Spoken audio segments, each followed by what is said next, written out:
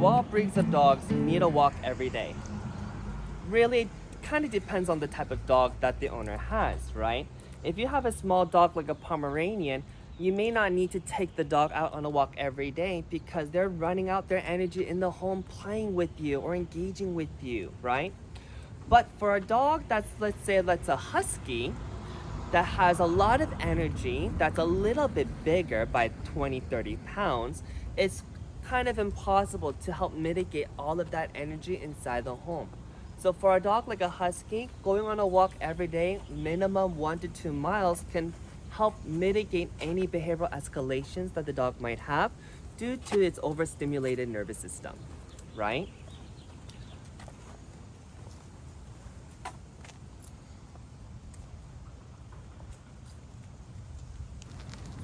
Should you get your dog shoes, and why? Yes, you should be getting your dog shoes, especially in San Diego, because of the summer months. During the summer, it can get pretty hot and boiling out here. So for dogs that are bare feet on the ground, their paws can easily get burned. On top of that, in the city, there are many hidden dangers just because of the environment that the city is currently in, such as broken glass, needles, drugs on the streets. So by having protective gear for your dogs can help prevent medical injuries or issues from occurring. Why are you holding the leash like that?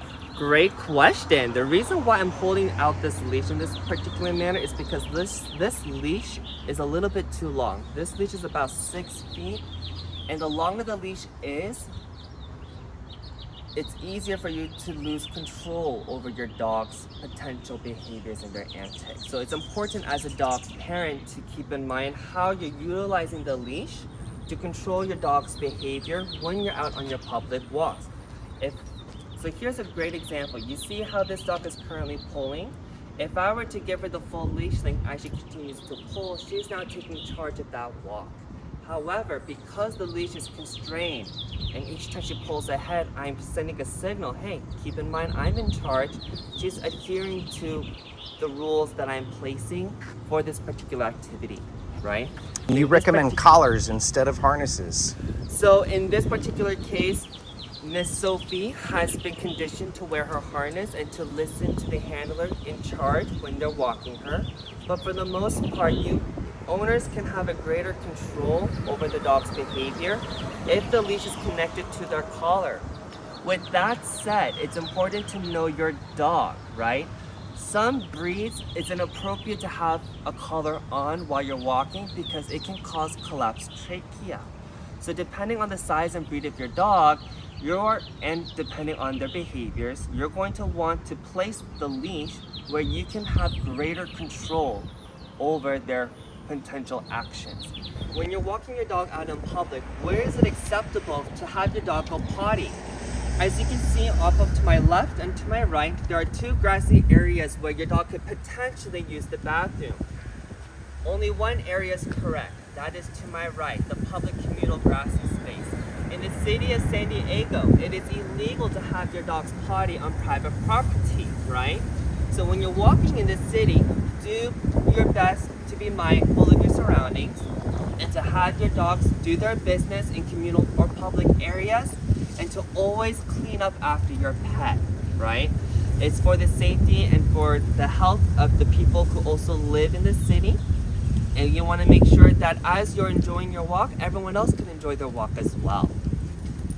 Why is it important to walk our dogs out in public? One of the main reasons is to allow your dog to have their bathroom breaks. In the city of San Diego specifically, it's illegal to have your dogs go potty on private land or on private property. So what areas in the city are you allowed to have your dog do their business? This is one of the primary areas. A communal grassy space or a dirt space in the city lots is a perfectly acceptable place to have your dogs do their business and to go potties, right? Just make sure to always clean up after your pets because it is also illegal to leave your dog's waste out on public floors and grounds for the safety of health and for everyone else who lives in this beautiful city. Allowing the dogs to explore their surroundings. Dogs interact with the environment through their senses, right? primarily through their sense of smell. So by allowing the dog to smell and to enjoy their walk, you're helping to alleviate any potential stress or anxiety the dog might have when walking in an unfamiliar area. Ready? Why is it important to allow your dogs to interact in public during your walks? Well, for one, you want to teach them good manners and good structure on what to expect when you're going out on your public walks, such as having a calm body procedure, right? Let's say your dog is walking and they see a trigger such as a bird or another dog that's walking on a leash that starts barking at your dog. You're gonna want your dog calm and away from that distraction. So as a quick example, we'll always find a small inlet, right, that's protected. That way you can focus on your dog. Once your dog is in a safe area, you're gonna try to capture her focus onto you so that she is focusing to you and not towards that distraction. For some owners, you can use different reinforcers. For this particular gal, she does love her treats. So treats are one of her primary reinforcers to help engage with her and to capture her focus. Sophie, sit and stay. Give her a couple seconds. The reason why you want to give her a couple of seconds is to show her what to expect when you're asking her to stay in the face of distractions. Once the distraction has passed by, then you can continue on your walk by giving a release command. Sophie, okay. So for Sophie, okay means it's time to get up and to continue walking. So what do you do if you see another dog across the street and your dog isn't too friendly at engaging with that dog? Well, because you know your dog's behaviors quite well, you're always going to pull off to the side until that distraction has walked by. Again, it's imperative that you are keeping your dog and the public safe. The best way to do that is to give space, right? So if you notice a dog on the same path and your dog is acting very excited or a little bit too intense, it's okay to walk across the other side of the street. Or it's okay to walk into the driveway, right? Or into a little inlet area until the distraction has walked by.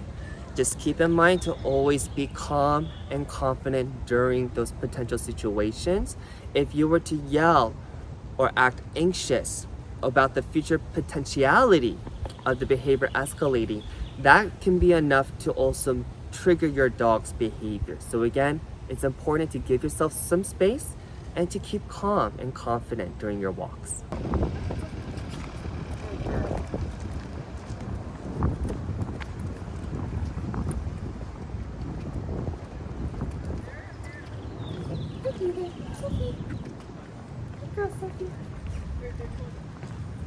Notice as I'm walking by people, my focus is on the dog as well as in front of me towards the surroundings. Again, your job as the handler is keeping your dog safe and everyone else safe while you guys enjoy your activity.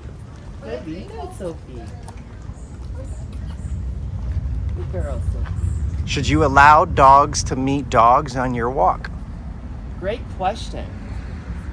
I would never allow my dogs, as a dog walker and as a canine behaviorist, meet other strange dogs on a walk.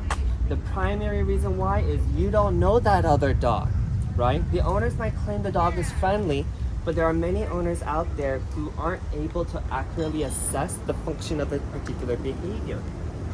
So again, to keep your dog safe, keep your dog separate, give your guys some space.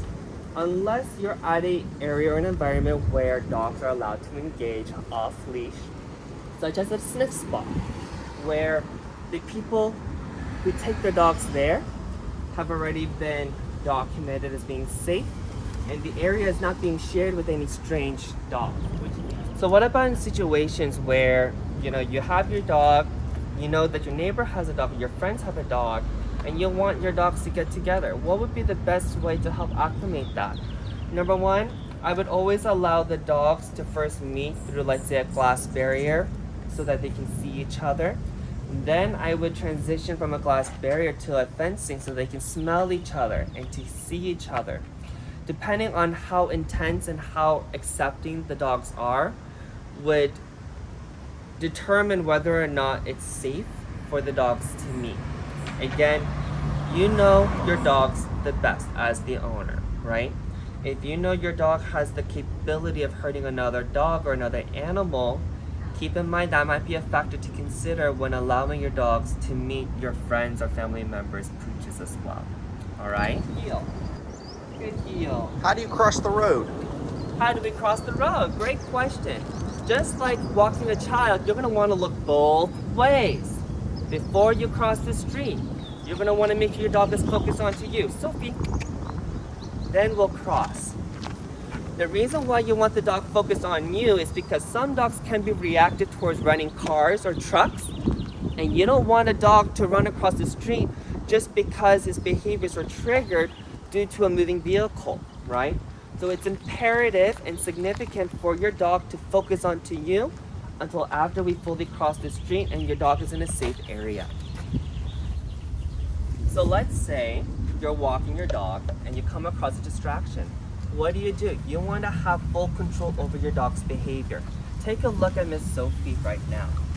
You can tell Miss Sophie is inquisitive. Off to my left, there is a couple of dogs in this house that were barking a little bit earlier. It's my job as the handler to have her focus onto me. Sophie, leave it. Good, leave it. Heel. Good heel. Until you walk quickly past that distraction and then giving her the opportunities to explore her surroundings once more, to enjoy her walk and her activity for the day. Good girl, Sophie. In this case, this helps reinforce the dog's behavior without having to use any other reinforcers, right? You want the dog at the end of the day to enjoy its day with you during these activities. The best way to do that is to allow the dog to enjoy the activity as that reinforcement, right? So let's try this once more. We're gonna walk by this one house that has two little angry dogs, right? Take a close look at Sophie. See how attentive her ears are, right? Her ears are on full alert. I want to make sure before I cross this house that she's focusing on me. Sophie, good girl. So you see how she's focused? Sophie, good Sophie. Heel. Once more. Sophie, good Sophie. Heel. Sophie, good Sophie. Heel. A great example of a bad leash that you never want to use when taking out your dog on a walk. Retractable leashes contains a lot of dangers. This tiny little string can cause burns and cuts into the animal's legs or paws as well as to the humans. Not to mention, when your dog lunges forward, sometimes these clips are not steady or strong enough to hold or to contain your dog, and they'll continue to pull, and thus enabling the dog to continue running forward or pulling forward. What you want to have instead would be a leash like this. A normal leash, maybe a 6-foot long leash that has no retractability, so you have complete control over your dog's behaviors.